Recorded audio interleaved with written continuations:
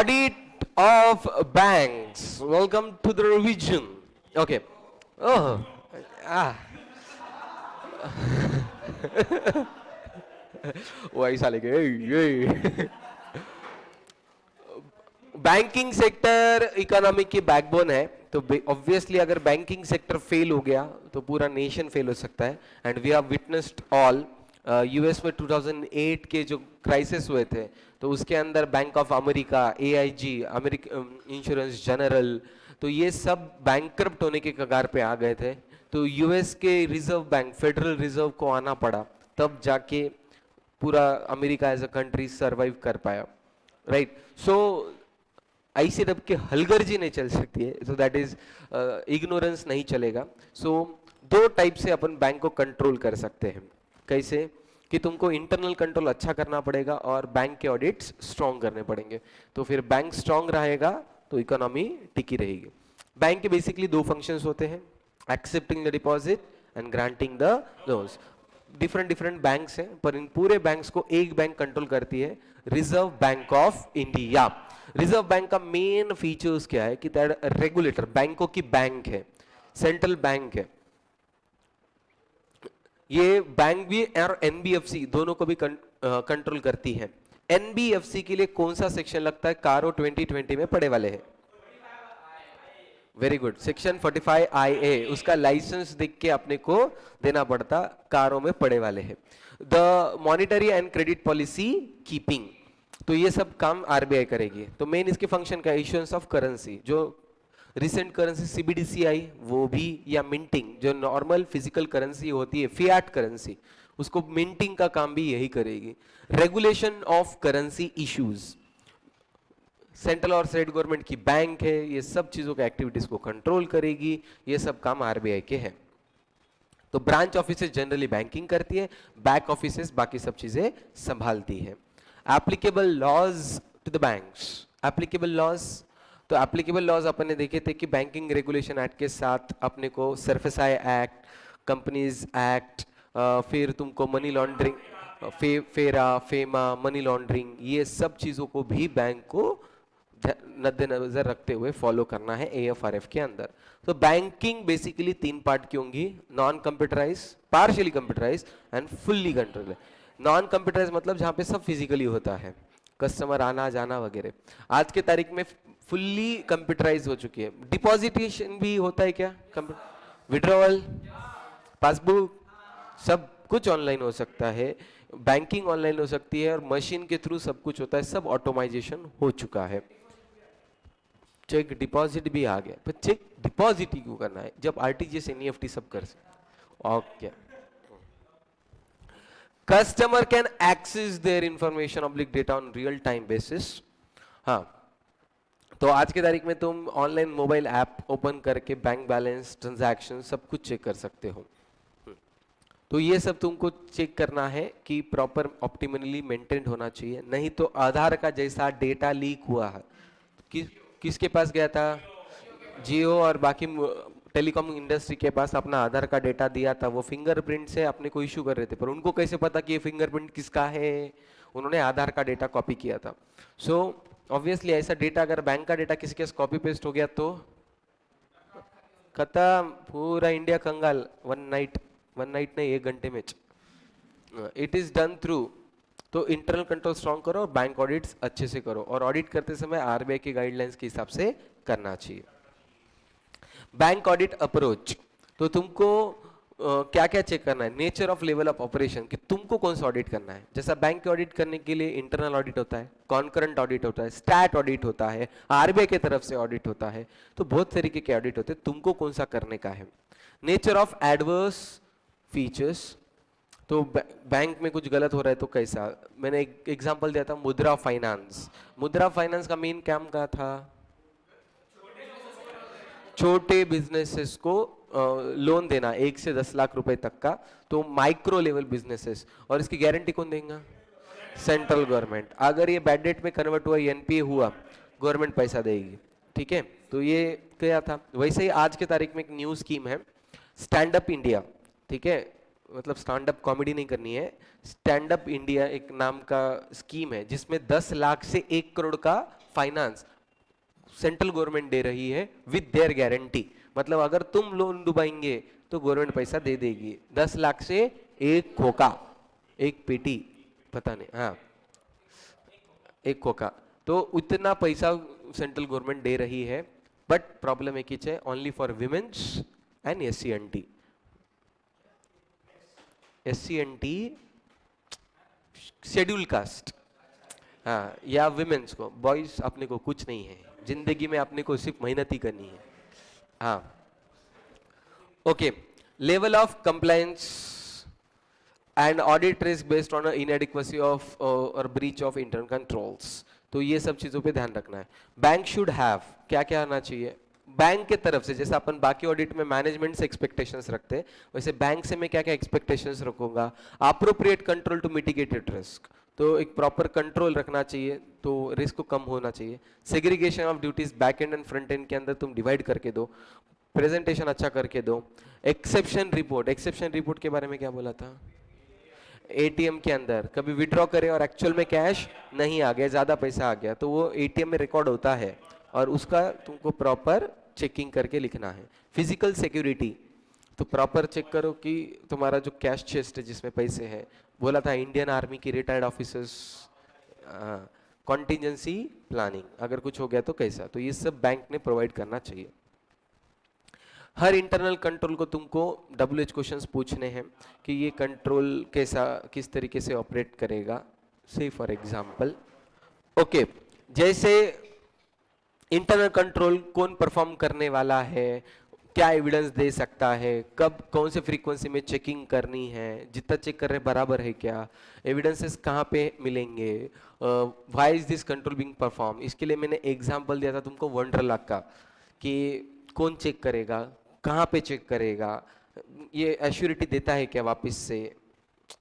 याद है ना वंडरलॉ और इमेजिका, वहां पे तुमको स्टार्टिंग में एंट्री पे वो बैंड लगा देते, तो वापस से तुमको जाने की जरूरत नहीं, इधर और दूसरी जगह से एग्जिट नहीं है, सिर्फ एक ही जगह एग्जिट है, तो ये सब चीजों से कंट्रोल आ जाता है। नेक्स्ट, एंगेजमेंट टीम डिस्कशंस, याद आ रहा कुछ, हाँ एंगेजमेंट टीम डिस्कशन ऑडिट करने के पहले एग्जाम में पूछा था जुलाई 21, to gain the better understanding of the bank and its environment control to assist the potential material misstatement documents to be referred. तो जब ऑडिट करने वाली टीम है उनको बताओ कि बैंक के बारे में और उसका एनवायरमेंट और इंटरनल कंट्रोल और कहाँ कहाँ पे गलतियाँ हो सकती है। हाँ, टीम और उसके पार्टनर में डिस्कशन होना चाहिए कि प्लानिंग कैसे होने वाली है और कहाँ पे पॉसिबिलिटी ऑफ मटेरियल मिसस्टेटमेंट है, और कंसीडर करो कि जहाँ पे मिसस्टेटमेंट है वहाँ पे फ्रॉड हो सकता क्या। अगर तुम्हारे आर्टिकल को वहाँ पे फ्रॉड मिल चुका है तो वो एंगेजमेंट पार्टनर को आके भागते भागते बताएंगे कि ये काम हो गया। तो जैसे ही तुमने फ्रॉड बताया कि यहाँ पे फ्रॉड हुआ है, तो तुमको निकाल के तुम्हारे जगह किसी एक्सपीरियंस या फिर स्पेशलिस्ट को रख देंगे, ही विल हैंडल, जैसा पुलिस की केस निकाल के CID को या ED को दिया जाता है। कंसीडर द अप्रोप्रिएट रिस्पॉन्सेस, अगर मटेरियल मिसस्टेटमेंट मिलता है और फ्रॉड नहीं है तो अप्रोप्रिएट रिस्पॉन्ड करो और ट्राई करो कि ये रिस्क परवेसिव है, स्पेसिफिक रिस्क है कि कैसा है। परवेसिव है तो टेंशन है, स्पेसिफिक है तो कोई टेंशन नहीं है। इनकम रिकॉग्निशन पॉलिसी, इनकम तुम्हारा ऑब्जेक्टिव बेसिस पे होना चाहिए, सब्जेक्टिव बेसिस पे नहीं होना चाहिए। जैसे ही NPA कन्वर्ट हो गया अकाउंट तो उसका इंटरेस्ट कैश बेसिस पे, अदरवाइज अक्रूवल बेसिस पे।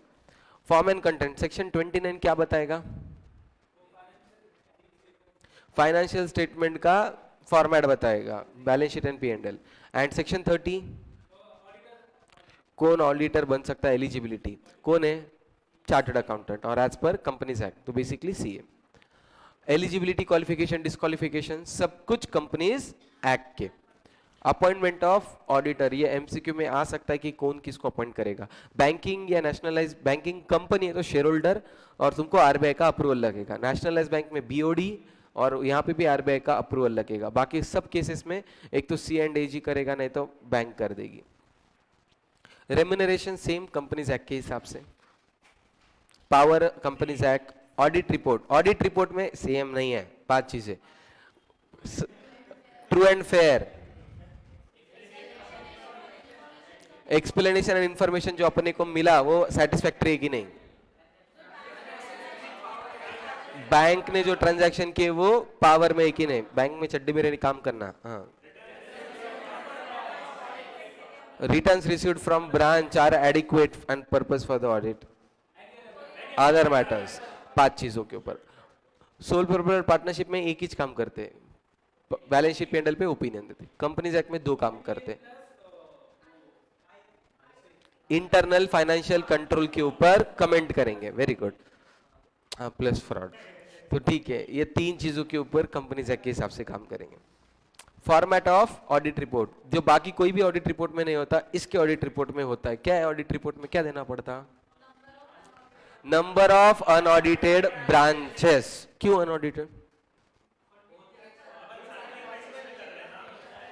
सर ट्रांजैक्शन कम है तो इसको छोड़ दो।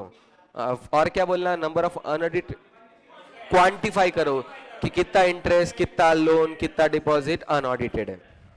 Very good. तो ऑडिट रिपोर्ट तुमको एक्शन 143 के मैटर्स, कारो के मैटर्स और LFAR। What is LFAR? Long form audit report. Anybody what is meaning of LFAR? मतलब कंपनीज एक्ट के हिसाब से बहुत सारे होते हुए तो वो पॉइंट मिस नहीं होना, इसलिए कारो बनाया। तो बैंकिंग रेगुलेशन एक्ट में बहुत सारी चीजें उसका छूटना नहीं, इसकी एक चेकलिस्ट बनाने वाले, उसको LFAR ऐसा बोलते हैं। ये पब्लिक प्राइवेट फॉरेन सब बैंक को एप्लीकेबल है। Audit report as per statutory audit report बनानी है, पर उसके साथ LFAR देना है। जैसा कंपनीज में ऑडिट रिपोर्ट जाता है और उसके साथ कारो जाता है, तो वैसे ही इसमें ऑडिट रिपोर्ट जाएगा पर उसके साथ LFAR चले जाएगा। और हर साल कब भरने का है ये? 30 जून के पहले पहले कंपल्सरीली होना चाहिए। 30 जून इतना टाइम थोड़ा ज्यादा देते थे, जितना ज्यादा टाइम देंगे उतना बैंकिंग में फ्रॉड होने का चांसेस बढ़ जाता है, इसीलिए 30 जून तक। Reporting to RBI। तो बाकी जगह जो नहीं है वहां पे ये मेन है कि बाकी जगह फ्रॉड हुआ तो रिपोर्ट करना है, और यहां पे ससेप्टेबिलिटी टू फ्रॉड, अगर तुमको डाउट भी आया तो भी करना है। हाँ, इंटरनल एक्सटर्नल ऑडिट करते करते अगर तुमको फ्रॉडुलेंट एक्टिविटी दिखती है तो तुमको RBI को बोलना है। फ्रॉड नहीं बोलना है, फ्रॉड होने के चांसेस भी लगे तो भी बोलना है। अगर डेलिबरेट फेलियर दिखा तुम्हारे तरफ से तो तुम्हारे ऊपर ही एक्शन ली जाएगी। और तुम शेयर करते तो कॉन्फिडेंशियलिटी ब्रीच नहीं होती, क्योंकि ऐसे 250 अपने को सिक्योर करता है कि भाई टेंशन ना ले बच्चा, तू बोल, बिंदास बोल, डर मत। ऐसे 240 not expected to look into, तो ये अपन ने देखा कि एग्जाम में क्वेश्चन आया था ऐसे 240 ट्रू एंड फॉल्स के अंदर, whether it is responsibility of auditor to report the fraud. No, अपना मेन काम क्या है? ओपिनियन देना, बट चेकिंग करते करते फ्रॉड मिल गया तो हम बोलेंगे, ढूंढना काम नहीं है। Not expected to look into the each and every transaction of the evaluate the same while, अगर कम अक्रॉस हो गया तो बोलने का है। इसके लिए मैंने एक एग्जांपल दिया था पेंटिंग का। जो पेंटिंग को देख रहे और वो पेंटिंग चोरी हुई, तुम रिस्पॉन्सिबल, पर तुम्हारी पीछे की पेंटिंग चोरी हुई तो not responsible. Conduct of an audit, initial consideration, क्या क्या चेक करना चाहिए। तो ऑब्वियसली सामने वाले को देने के पहले उसका अपने सॉरी CA के बारे में, sorry initial consideration for statutory auditor, CA के बारे में क्या क्या है। जैसे कंपनीज एक्ट में बोला था 5 लाख के ऊपर लोन लेना अलाउड नहीं है, वैसे ही बैंक ऑडिट के केस में भी तुमको बोलना पड़ता कि मैंने इस बैंक से इतना लोन लिया वाला है। अगर लोन लिया है तो उसका ऑडिट, वेरी गुड। हाँ, statutory auditor cannot be a internal auditor. ऐसा ऑलरेडी किधर पढ़े थे क्या कि ये हुआ तो ये नहीं कर सकते? Yes, companies act section 144 IIM में रड़ा है। Accounting, actuarial services, investment banking, portfolio management, याद आ रहा? तो IIM में रड़ा है तो सेक्शन 144, तो वैसा यहाँ पे भी है। प्लानिंग, ऐसे 220 के हिसाब से क्वालिटी कंट्रोल मेंटेन करना पड़ेगा। एंगेजमेंट लेटर के बारे में क्या बोला था? हर साल नया चाहिए, भले तुम 5 साल कंटिन्यूसली ऑडिट कर रहे पर हर साल एंगेजमेंट लेटर साइन करवा के लेना चाहिए। प्रीवियस ऑडिटर से तुम्हारे कम्युनिकेशन होना चाहिए NOC के लिए कि भाई कुछ प्रॉब्लम तो नहीं है। ऐसे 210 या भी अपन ने देखे हर साल इनिशियल एंगेजमेंट, अगर ओपनिंग बैलेंसेस में फ्रॉड है तो क्लोजिंग बैलेंस में भी रहेगा। अगर ओपनिंग ऑडिटर ने कुछ क्वालिफाइड रिपोर्ट दी है, आपने को भी इनडायरेक्टली देनी पड़ेगी। एस्टैब्लिशमेंट द एंगेजमेंट टीम, तो प्रॉपर क्वालिफाइड एक्सपीरियंस वाली टीम लेना चाहिए तुमने। हाँ, बेसल 3 कब आया? 2010 में आया, 2008 के यूएस क्राइसिस के बाद। यूएस से जैसा यूएस ने ये सोचा कि भाई इंडिया में कारो है तो वैसा बैंकिंग के लिए अपन ने कुछ डेवलप करना चाहिए, तो बेसल 3 उन्होंने डेवलप किया। एडवांसेस, तो इतने टाइप के एडवांसेस होते हैं और ये काम करती है। नेचर ऑफ सिक्योरिटी, 2 टाइप के सिक्योरिटीज होते हैं, एक तो प्राइमरी और secondary, that is collateral. Primary मतलब प्रिंसिपल सिक्योरिटी, जैसे एग्जांपल कार लोन के लिए कार, हाउसिंग लोन के लिए घर, तो ये। और कोलैटरल एडिशनल सिक्योरिटी, तो अगर कार बेच के पैसे नहीं आए तो फिर दूसरी चीज को वो पकड़ेंगे।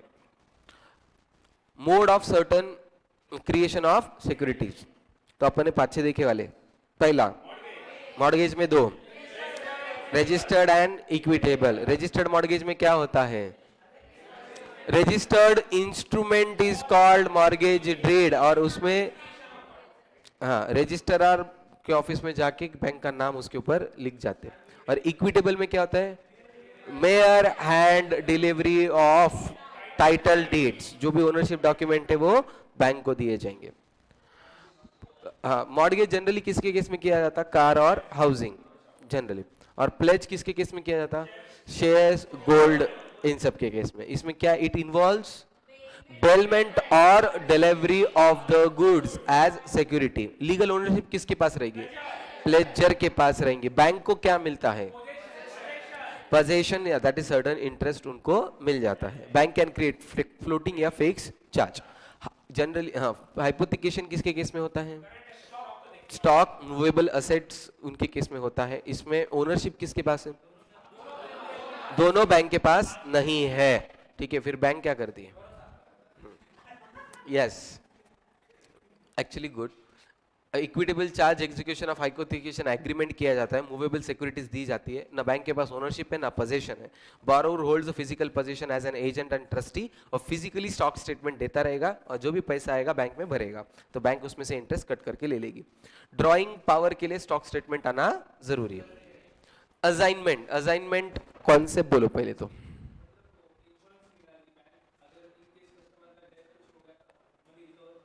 घर वाले नहीं मांगते? घर वाले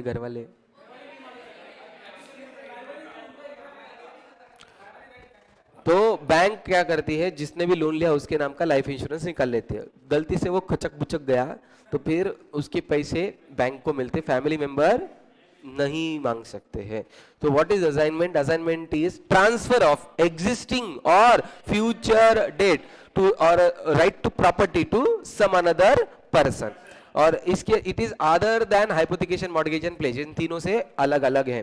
तो जनरली असाइनमेंट 2 चीजों का हो सकता है, एक book debts and your life insurance. Book debt मतलब डेटर, डेटर को बोलेंगे तुम्हारा पैसा अभी से इनको ही दीजिए। तो और ये ऑब्सोल्यूट राइट मिलता है, उसमें कोई फैमिली मेंबर आके राड़ा नहीं कर सकता। सेट ऑफ क्या होता है पहले कॉन्सेप्ट समझाओ।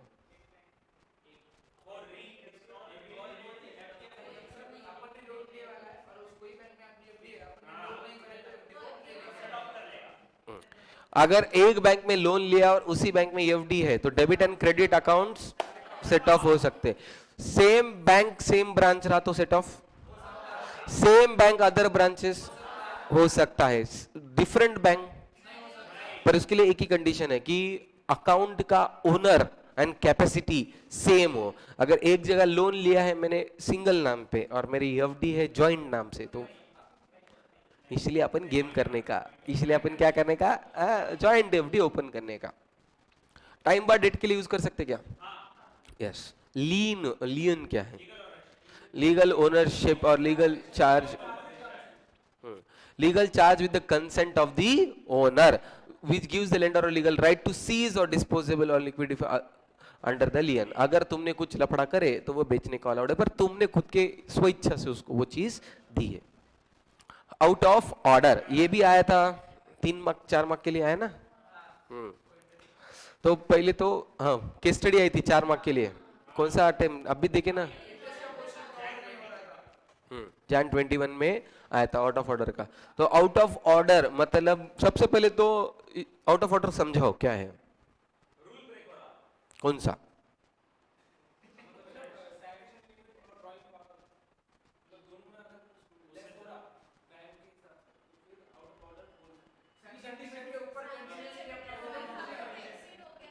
तो सबसे पहले सैंक्शन लिमिट समझाओ, what is sanction limit.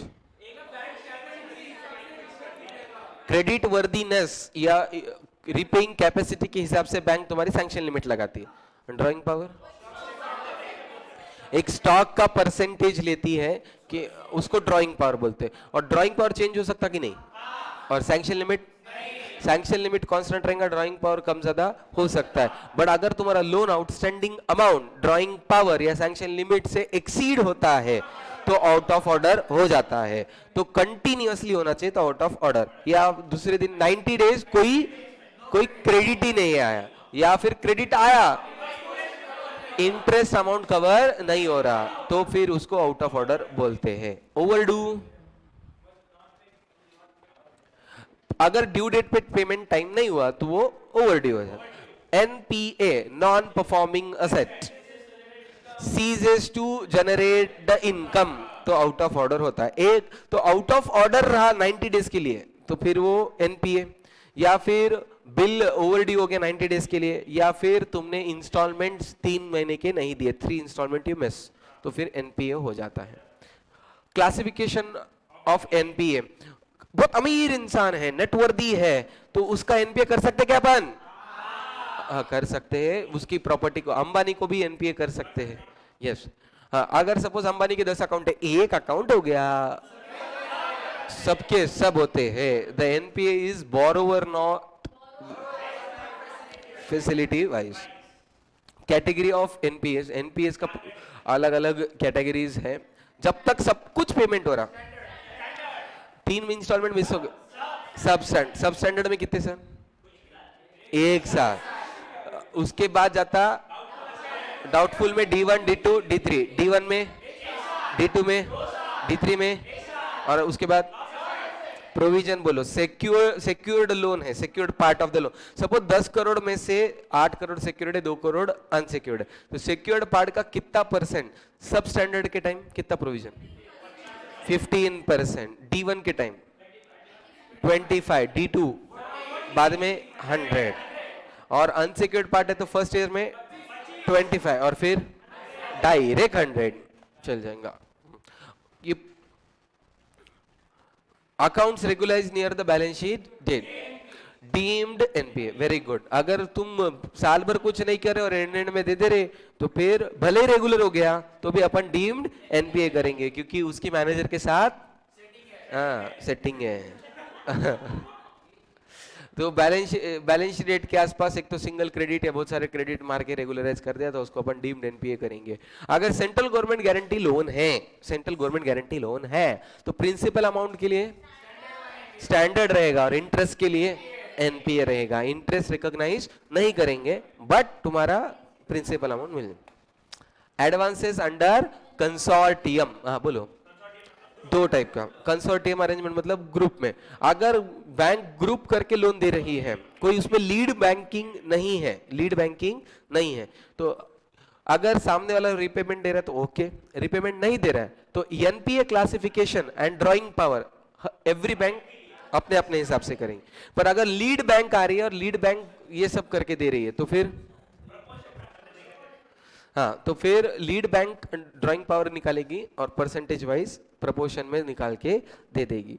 Even NPA classification जो लीड बैंक बोलेंगी सब बैंक वही करेंगे। मॉड्यूल में एक एग्जांपल है, देख लेना। फिर उसके बाद अगर असेट का वैल्यू इरोड होता है या फिर फ्रॉड होता है तो तुम्हारा ये पूरा प्रोसीजर फॉलो करने की जरूरत नहीं है, स्टैंडर्ड डायरेक्ट लॉस असेट में चल जाता है। अगर असेट का वैल्यू 100 का 10 के नीचे गया तो सीधा लॉस, 50 के नीचे डाउटफुल में चल जाता है। एनएससी केवीपी एंड आईवीपी, इनके केस में क्या, जब तक मार्जिन है तब तक तुम लोग उसको यूटिलाइज करना, उस तब तक एनपीए नहीं करना। एग्रीकल्चरल एडवांसेस, जो आरबीआई के रूल्स रेगुलेशंस रहेंगे उन सबको फॉलो करना पड़ेगा। इसके अलावा बैंक चाहिए तो खुद से उनको कुछ सपोर्ट दे सकती है, जैसे कि क्या क्या दे सकती है, शॉर्ट टर्म का लॉन्ग टर्म में कन्वर्ट करके देगी, रीशेड्यूल, ये छोटा सा लोन दे सकती है।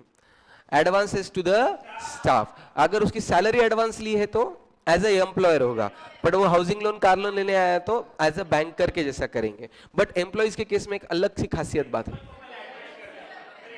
प्रिंसिपल को पहले एडजस्ट करते, इंटरेस्ट को बाद में, तो इंटरेस्ट तो ओवरड्यू हो जाता है, तो फिर एनपीए नहीं माना जाएगा, भले इंटरेस्ट नहीं मिल रहा है उसको एनपीए नहीं मानेंगे। एग्रीकल्चरल एडवांसेस, तो स्टेट लेवल कमेटी डिटरमाइन करती है कि क्रॉप के सीजन दो टाइप के होते हैं, होता है खरीफ एंड रबी। तो long term and short term कैसे डिसाइड करेंगे, एक साल के ऊपर के लॉन्ग, एक साल के नीचे थे शॉर्ट, तो एनपीए कब माना जाता, शॉर्ट वाले अगर रहे तो 2 क्रॉप सीजन, और लॉन्ग वाला रहा तो 1 क्रॉप सीजन, अगर हुआ और इसके बाद पैसे नहीं आ रहा है तो फिर एनपीए। कंपटीशन ऑफ ड्राइंग, ये भी एग्जाम में आया 4 मार्क के लिए, ओके हाँ, ये वाला देखो, ये वाला है ना, ये डायरेक्ट लॉस असेट, ये भी एग्जाम में आने वाला है, अगर तुम लास्ट के 5-6 अटेम्प्ट निकालेंगे तो तुमको दिख जाएगा कि कौन सा पूछा जा रहा है। क्या हुआ, कंपटीशन ऑफ ड्राइंग पावर्स, तो तुमको account with in the drawing power limit और सैंक्शन लिमिट में रखना है, अगर रहे ओके, अगर नहीं है तो मैनेजमेंट को बोलो कि भाई तुम्हारा जो अकाउंट है वो ड्राइंग पावर है सैंक्शन लिमिट के ऊपर जा रहा है। और किससे चेक करेंगे, stock statement, stock statement should not be older than 3 months, अगर 3 मंथ्स के पुराना स्टॉक स्टेटमेंट है तो डीम्ड टू बी एनपीए या फिर इरेगुलर माना जाएगा। तो जो तुम्हारे स्टॉक स्टेटमेंट है किससे मैच करना, quarterly balance sheet, other statement, audited report, इन सब से मैच होना चाहिए, और मार्च महीने का स्टॉक स्टेटमेंट बैलेंस शीट से मैच होना चाहिए। अगर इसमें कुछ लफड़ा मिला तो फिर उनको पूछो रीजंस फॉर डेविएशन, भाई क्यों हुआ ऐसा। It needs to ensure that the DP is calculated as per RBI की गाइडलाइंस एंड बीओडी बैंक के बैंक के हिसाब से मैच होना चाहिए। बट बैंक ये डीपी निकालते समय एक चीज ध्यान रखना, स्टॉक का डायरेक्ट 75% नहीं लेना, क्या करना, क्रेडिटर्स माइनस करना। क्यों, क्या लॉजिक था, अपन बैंक से लोन क्यों लिए, स्टॉक खरीदने के लिए, शाने तू उधारी पे लेके है तो तुझे लोन क्यों चाहिए, तो इसीलिए स्टॉक माइनस क्रेडिटर जो बचता इसका एक 75%, 25% क्यों कट करे, मार्जिन वैल्यू कम ज्यादा हो गई, इंटरेस्ट, इन सब के लिए तुमको मार्जिन माइनस करना पड़ता है। हाँ, तो जनरली स्टॉक ऑडिट करवा के लेना चाहिए। कौन से केस में स्टॉक ऑडिट कराना कंपलसरी है, 5 करोड़ के ऊपर, या फिर एक सिचुएशन एडवाइस आई वाली आरबीआई से ऑडिटर बोलता है कि इसका भी ऑडिट करवा लो, तो उसमें करना चाहिए। कंसोर्टियम अरेंजमेंट के अंदर लीड बैंक बदलाएंगी, उस हिसाब से रहेगा, और स्टॉक ऑडिट रिपोर्ट रिव्यू करना चाहिए मेन ऑडिटर ने। हाँ, calculation of DP instructions, valuation of construction company में डब्ल्यूआईपी चेक करो, और कस्टमर से जो आते हैं पैसे वो तुमने डीपी में से माइनस करना चाहिए। ऑडिट ऑफ एडवांसेस, तो एडवांसेस मतलब बैंक के लिए लोन, उनके लिए असेट, मेरे लिए लोन है, तो बैंक के जो असेट्स है तो उसके केस में ऑडिट। हाँ, in carrying out the audit auditor primarily concerned with obtaining evidences of the following, किस चीज के एविडेंसेस चाहिए, क्या, हाँ, तो आउटस्टैंडिंग जितना बता रही है उतना उसी दिन में है क्या, हाँ, सपोर्ट डॉक्यूमेंट्स बराबर है क्या, कोई अनरिकॉर्डेड लोन तो नहीं है, बेसिस ऑफ वैल्यूएशन रिपोर्ट जाके चेक करो, और जो एनपीए का क्लासिफिकेशन है वो प्रॉपर है, उसकी प्रोविजन बराबर हुई है कि नहीं, तो ऑडिटर को ये सब चीजें चेक करनी है। और इन सब का ऑडिट एविडेंसेस कैसे लेगा, पहला इंटरनल कंट्रोल को स्टडी करेंगे और एविडेंसेस लेंगे, रिकॉर्डेड अमाउंट का चेक करो correctness, loan documentation check, loan document में क्या क्या चेक करना, प्रॉपर्टी वैल्यूएशन, आईटीआर वगैरह, okay. Next, debit credit check करो बराबर चल रहा, इसका एग्जाम्पल दिया था एग्जिस्टिंग, हाँ 12वीं का चौथे फ्लोर का दे दिया, शाना भाग गया, बाद में वसूल करने को गए तो बिल्डिंग ही नहीं है। तो enforceability and valuation of security, हाँ appropriate classification and analytical procedures होना चाहिए। हाँ डिटेल में चेकिंग करो, किसकी किसकी डिटेल में चेकिंग करना, ऑल लार्ज,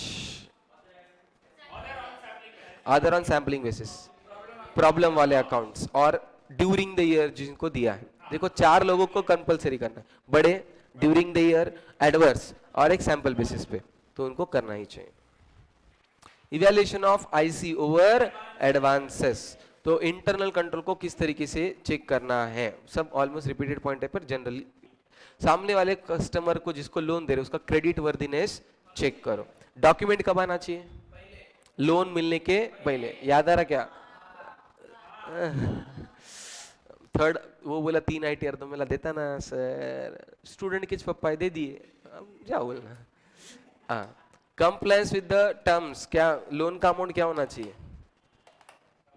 जिस पर्पस के लिए दिया उसी पर्पस, हाउसिंग लोन हाउसिंग के लिए यूज करो, नहीं तो शेयर मार्केट में लगा रहे 8% से उठा के।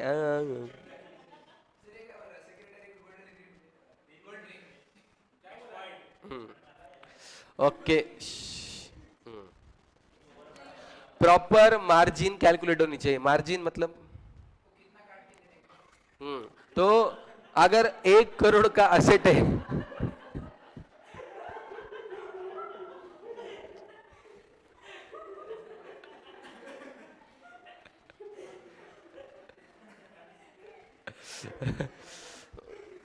भाई का दर्द समझो।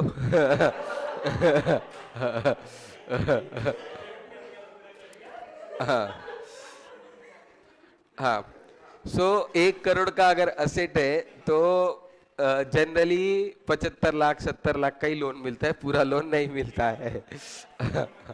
अगर शेयर्स ऑब्लिक डिवेंचर सिक्योरिटी बोल के दिए हैं, हाँ तो बैंक के पास अगर सिक्योरिटी है तो फ्रीक्वेंटली चेक करो। क्यों, क्या चेक, क्यों चेक करना सिक्योरिटी, बैंक के पास अगर गुड सिक्योरिटी बोल के दिए तो मैं बोला ना स्टॉक खराब हो सकता, नहीं तो सामने सजा दिए पीछे कुछ भी नहीं है, ऐसा कुछ नहीं होना चाहिए। हाँ डीपी जो ड्राइंग पावर है हर महीने कैलकुलेट होनी चाहिए, हर महीने कैलकुलेट होना चाहिए। हाँ और ये चेक करना चाहिए कि वो सैंक्शन लिमिट है इसके क्रॉस नहीं होना चाहिए। ऑडिट ऑफ रेवेन्यू आइटम्स, तो इनकम देखे थे ना, इंटरेस्ट और other, commission, RTGS, rent of the locker, debit card charges, credit card charges, SMS banking, mobile banking charges, ऐसा। हाँ तो तुमको ये चेक करना है कि रीजनेबल अमाउंट पीरियड के लिए इनकम कैलकुलेट होनी चाहिए। 1% के ऊपर के रहा तो अक्रूवल, और 1% के नीचे रहा तो कैश बेसिस। ओके हाँ, अगर तुमको डाउट आ रहा है एक आधा अकाउंट एनपीए जाने वाला है तो भी उसका कैश बेसिस पे करना, एनपीए होने के लिए वेट मत करो, कैश बेसिस पे करो। हाँ हाँ, और ये क्या है 4th पॉइंट, अच्छे से समझो, 4th पॉइंट मस्त है।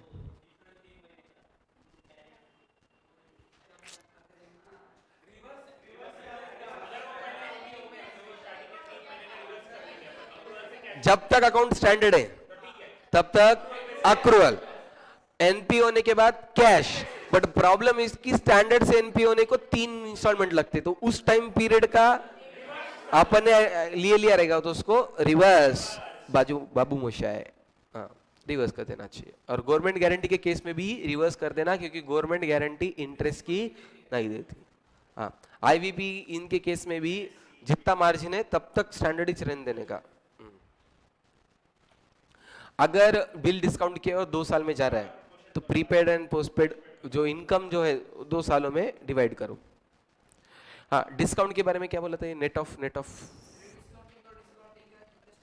बिल डिस्काउंटिंग मैंने लिया तो डिस्काउंट मेरे लिए इनकम है, और मैंने री डिस्काउंट कराया एक्सपेंस है, ये दोनों को नेट नहीं करना। हाँ अगर रीशेड्यूल हुआ लोन तो रिवाइज टाइम टेबल के हिसाब से इनकम रिकॉग्नाइज करना है, और टेस्ट चेक बेसिस पे कमीशन वगैरह चेक करो। Reversal of income. तो बिल परचेज डिस्काउंट डिसऑनर हुआ तो उसके ऊपर का जो डिस्काउंट इनकम अपन ने रिकॉग्नाइज किया था रिवर्स कर डालो। हाँ, इंटरेस्ट में और क्या है? अगर ये बोला ना कि गलती से इंटरेस्ट इनकम में डेबिट दिख रहा, इंटरेस्ट इनकम में डेबिट दिख रहा है, तो फिर तुमने क्या करना चाहिए? पूछना चाहिए कि भाई डेबिट क्यों हुआ? क्योंकि बोरोवर को तुमने 10% की जगह 12% इंटरेस्ट लगे, तो 2% एक्स्ट्रा, तो रिवर्स करना पड़ेगा। तो ऐसा पूछो कि रिवर्स क्यों हुआ। ऑन लीज असेट्स, हाँ, तो फाइनेंशियल लीज के केस में 12,000 का इंस्टॉलमेंट है, 10,000 प्रिंसिपल है, 2,000 इंटरेस्ट है, तो वो 2,000 इंटरेस्ट वाला रिवर्स करना पड़ेगा अगर एनपी हो गया तो। On takeout finance, takeout finance मतलब कौन सा वाला? ये सब कंसोर्टियम वाला, तो कंसोर्टियम वाले को टेकआउट फाइनेंस बोलते हैं। तो एक लीड बैंकर रहेंगी और बाकी सबको फॉलो करना पड़ेगा। मेमोरेंडम अकाउंट क्या रहता? एक्सप्लेन, बोलो क्या रहता, क्या बोला?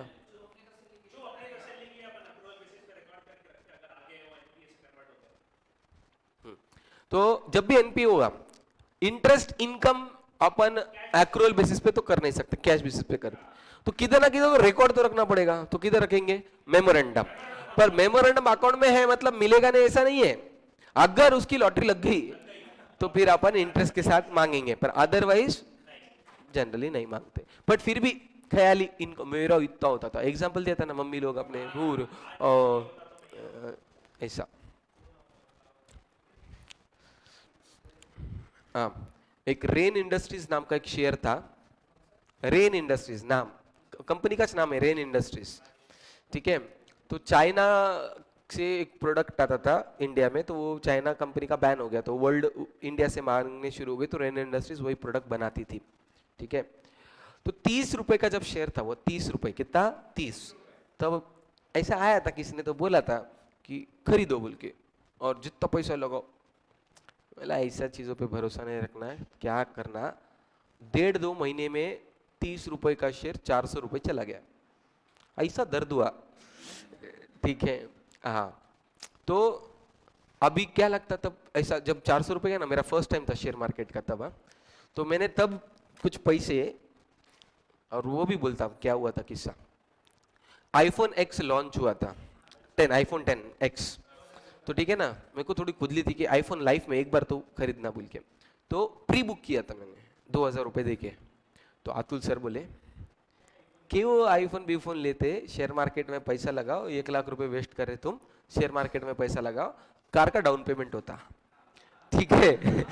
तो वो 1 लाख रुपए लिया मैं, वो आईफोन कैंसिल करा, और 2,000 रुपए फुल्ली रिफंडेबल थे, तो कैंसिल करा मैं, कैंसिल करके वो पैसे मैं शेयर मार्केट में लगाया। अब मैं सोचा कि 1 लाख के 2-3 लाख रुपए होंगे और मैं कार का डाउन पेमेंट करूंगा, फॉरगेट, ऐसे ही मैं वन प्लस यूज नहीं कर रहा, so that is the reason why I am using OnePlus. 1 lakh नहीं गए, 25,000 आए ना।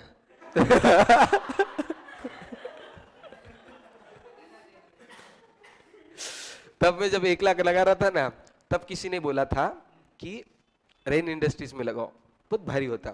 अतुल सर नहीं बोले, दूसरा कुछ बोला, तो बोले रेन इंडस्ट्रीज में लगाओ बहुत पैसा बनेगा, तो मैं वो सुना नहीं, और मैं एक नांदेड़ का एक सी है, उसके नाम से एक कंपनी थी, उन्होंने बोला अरे मेरे नाम के, बोले ऐसा उसका ऐसा चल लक 4-5 साल से, वो कुछ भी बोलता था भग गया, तो मैं बोला तेरे नाम से कंपनी है भगेंगी, बोले लगाए, 150 रुपए से लगाना शुरू करे पैसा, 80 रुपया, बोले अब भगता अब भगता, 60 रुपए अब भगता अब भगता, 4 रुपए हो गया।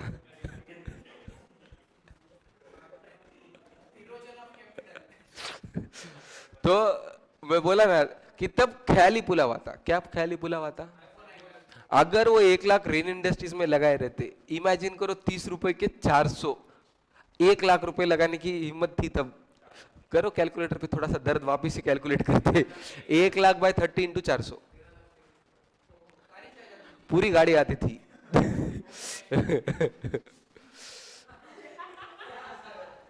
Memorandum account, income from investments, okay. हाँ, income from investment cum dividend बोला था मैंने, कम इंटरेस्ट। अगर हर 6 महीने में इंटरेस्ट मिलता है, जून में मिलता है, और तुमने मई में खरीदा, तो तुमको जब जून में इंटरेस्ट मिलता है, वो इंटरेस्ट इनकम नहीं है तुम्हारी, तो उस इंटरेस्ट इनकम में से 5 महीने का इंटरेस्ट माइनस करना, क्योंकि तुमने जब खरीदा वो कम इंटरेस्ट पे खरीदा। Profit on sale of investment जो भी है पेंडल में डालो। और रिवैल्यूएशन ऑफ शेयर मार्केट का भी रिवैल्यूएशन ऑफ शेयर करना पड़ता। और सपोज 500 का शेयर 550 गया, तो 50 रुपए इनकम में डालो, भले ही तुमने नहीं बेचे। पार्शियल रिकवरीज ऑफ एनपीए, अगर थोड़ा बहुत सामने वाले ने जिसने पैसा डुबाया उससे थोड़ा बहुत पैसे आ गए तुम्हारे वापस, फिर प्रिंसिपल में जनरली एडजस्ट करते हैं, इंटरेस्ट में नहीं। और ये तुम्हारा जो भी लोन एग्रीमेंट हुआ उसमें पहले पढ़ो कि लोन एग्रीमेंट में क्या हुआ। एक्सपेंसेस, ऑडिटर फी, एक number auditor fees, interest expense bank के लिए, other expense, management fees, salaries, maintenance, depreciation, बहुत सारे खर्चे हैं। तो तुमको क्या देखने का है इंटरेस्ट एक्सपेंस में, को तुमको एक लॉजिक लगाना है। क्या लॉजिक लगाने का बोला था इंटरेस्ट एक्सपेंस का है?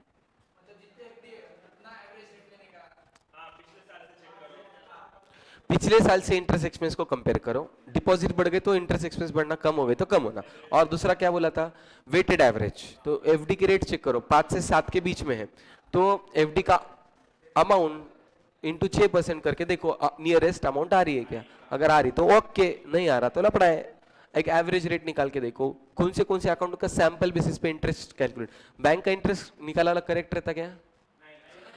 ये बहुत लोगों के दिमाग में वहम है, बैंक ने लगाए वाला इंटरेस्ट करेक्ट रहता, गलत रह सकता है, चेक करके देखो। तो तुमको सैंपल बेसिस पे चेक करके देखना है। और पूरे इंटरेस्ट का ब्रेकअप भी देखो कि कौन सा एफडी का है, कौन सा आरडी का है, कौन सा सेविंग का है, और उनके साथ कॉस्ट एनालिसिस करके देखो। प्रॉपर पोस्टिंग हो रही कि नहीं ये भी देखना चाहिए। हाँ, mainly inter bank, SBI Pune, SBI Mumbai, अगर इधर से इधर डिपॉजिट दिए तो इंटरेस्ट जो चार्ज करते हैं तो वो लोडिंग जैसा है, तो एक्चुअली वो चेक करना चाहिए कि लोडिंग हो रही है क्या, और वो मेन पीएनएल में इंपैक्ट नहीं होना चाहिए। हाँ, आरबीआई रेपो रेट चेंज करती रहती टाइम टू टाइम, तो उस हिसाब से रेट चेंज होना। पेट्रोल पंप का एग्जांपल दिया था, पेट्रोल बढ़ गया कि लगेज बढ़ाते, और कम हुआ कि एक दिन ऐसा करते। तो वैसा ही इंटरेस्ट के केस में भी रेपो रेट बदलते रहते, तो तुमने सॉफ्टवेयर के अंदर चेंज किया है कि नहीं वो देखना। For audit of operating expenses, internal control system check करो, नेचर ये चेक करो। सबके लिए एक डॉक्यूमेंट होना चाहिए, सपोर्टिंग डॉक्यूमेंट।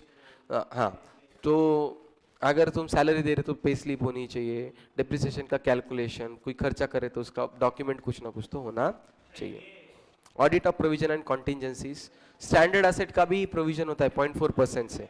और क्लासिफिकेशन चेक करो, मैंने बोला था बैंक वाले क्या करते, जनरली सब स्टैंडर्ड एंड डाउटफुल वगैरह में नहीं क्लासिफाई करते, क्योंकि प्रोविजन चेंज होता और प्रोविजन बनते ही उनका प्रॉफिट खत्म हो जाता। तो तुमको प्रोविजन चेक करना तुम्हारा काम है, और प्रोविजन का कैलकुलेशन करके देखो। अगर तुमको लग रहा कि बैंक ऑडिट को गए और मनवार नहीं हो रहा, तो पहले बड़ी क्वेरी निकालना, फिर वो बस खाना पीना डिनर लड़की सब देखता, तू भैया मेरे लड़की से शादी कर लो, हाँ दूल्हा दूल्हा दूल्हा बनाता। तो provision of computation, other provisions for expenses would be examine adequacy of the same. तो बेसिकली चेक करो लास्ट ईयर से। प्रायर पीरियड के बारे में क्या बोला है बैंकिंग रेगुलेशन एक्ट ने, प्रायर पीरियड के बारे में क्या बोला है, ट्रू और फॉल्स में मैं पहले भी बोला, एक चैप्टर के एकदम लास्ट वाले पेजेस पे क्वेश्चन भेजती इंस्टीट्यूट।